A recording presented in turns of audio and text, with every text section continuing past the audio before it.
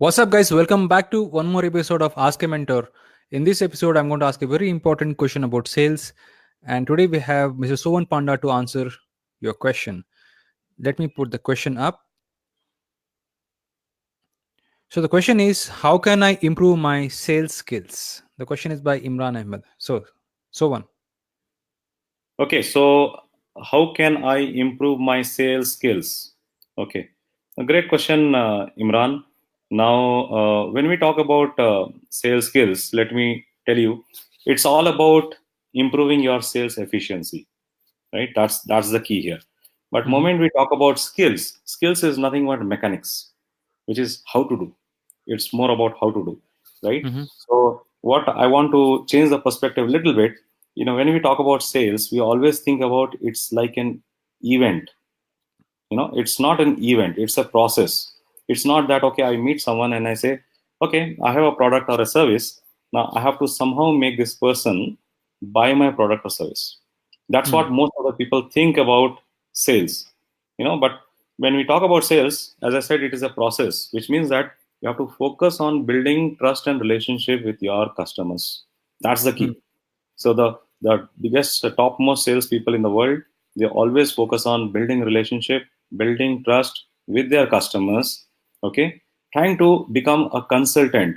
It is becoming a sales consultant, understanding what their problems are, and how can I solve their problems, and which particular product or service will actually fit them and will solve the problem, right? Hmm. So when we focus like this, then what happens essentially is that customers, they themselves say, I want to buy your product and service. It's never the other way around, where a salesperson is saying, please take my product and service. No, it is not like that. It's the customer who comes and says, okay, I think you understand my problem, tell me what should I do. Okay, when Hmm. the customer has the relationship and trust with you, this is what the customer asks, and that's the Right. best way to do the sales. Right. So So that, what someone is trying to say here is now this is the difference between amateurs and professionals, guys. Now amateur salesperson, what is his job? To go on sell. So what does he do? He knocks on people's doors, buy my product. But right, whereas a professional doesn't do that. He goes and spends some time. He understands the context of the customer. He understands his situation, and then starts to consult. And then there is a process of building the trust and qualifying the salesperson that he is the right person. And after certain point, the customer opens up and says, "Yes, I want to go further in the process." Yes, so on. yes, absolutely. Now let me give one more example. Let me take an example, a very different analogy. Let's say a patient goes to a doctor. Hmm. Okay, now doctor doesn't say, okay, lie down, I want to operate you. It's not like that. The Right. doctor Right. has to first diagnose, right? Diagnose, understand what is the problem. Okay. And once the diagnosis is there, the diagnosis is based on asking a lot of questions as well. The doctor Hmm. asks a lot of questions. And once he understands the answer as well as diagnosis is done, then prescribes what is the right medicine. Hmm. Okay. We have Hmm. to use this analogy and use it in our sales process, saying that, okay, first let me understand what my customer is looking for. Can I Hmm. help my customer? What is my customer looking for? How I can help him?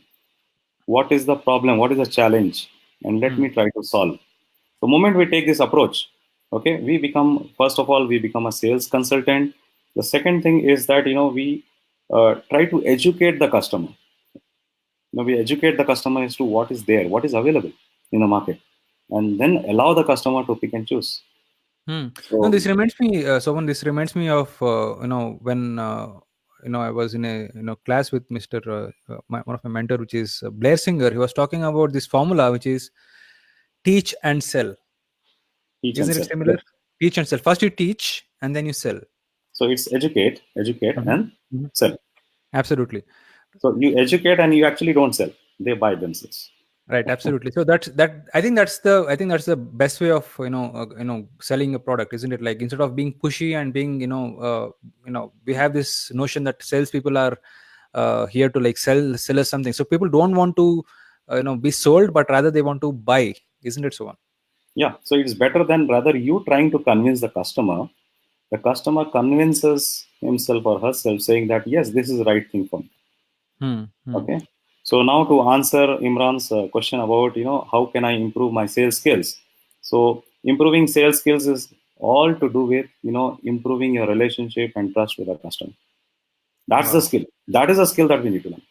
How do I Hmm. improve my relationship and trust with the customer? How can I educate? Okay. How can I ask the right questions which will help the customer to understand what he or she is looking for? Hmm. But I That's have a that's it. question, Sovan. Wouldn't the customer be aware that you're here for a sales purpose? Would he? He would be aware that he's the salesperson is going to sell, right? Like, how can the trust still be built in this Yes. process? So yes, you're right, because the customer will be thinking that yes, this person has come to sell me something. Hmm. Now, the way we approach, the intent is what changes the everything for the customer, changes the Hmm. customer's perspective as well. So if Hmm. my intent is saying that I'm not right now going to sell to the customer, I want to first understand what he's looking for. Okay, I want to spend time with my customer. I want to Hmm. understand him. Okay. Moment you have this kind of intent and you are not ready to sell unless the customer wants to buy, unless the customer feels the need to buy, right? Hmm. When Hmm. we change this approach, the customer starts accepting you not as a salesperson, but as a friend, okay, who has come to tell me what is right for me. In the process, the relationship gets built. Customer says yes. And once we have a relationship and trust built, the same customer keeps on buying again and again and again from you. Absolutely. I think maybe I'll take one more example. Imagine this: the context is about a sales, the life insurance salesperson. Now, walking from the office, if you want to sell the same package to every customer, thinking every customer to be the same, the the quality of your sales is going to be very very bad. But whereas if you're able to go and talk to the customer and spend some time and create a package as per the need of the customer, that's where the sales will be more, isn't it? So True, very true. Absolutely true. So, yeah, that's the key message that we are giving here. So, focus on building relationship, focus on building trust, focus on your customer, not the product that you are planning to sell. Hmm.